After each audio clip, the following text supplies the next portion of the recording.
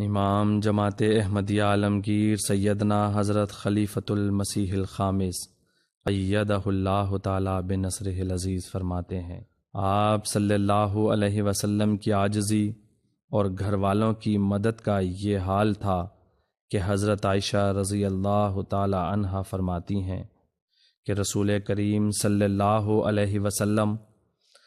اپنے گھر اپنے اہل خانہ کے ساتھ گھریلو کام میں مدد فرماتے تھے۔ آپ کپڑے خود دھو لیتے تھے، گھر میں جھاڑو بھی دے لیا کرتے تھے، خود اونٹ کو باندھتے تھے، پانی لانے والے جانوروں کو خود چارہ ڈالتے تھے، بکری خود دھوتے تھے، اپنے ذاتی کام بھی خود کر لیتے تھے۔ خادم سے کوئی کام لیتے تو اس میں اس کا ہاتھ بھی بٹاتے تھے،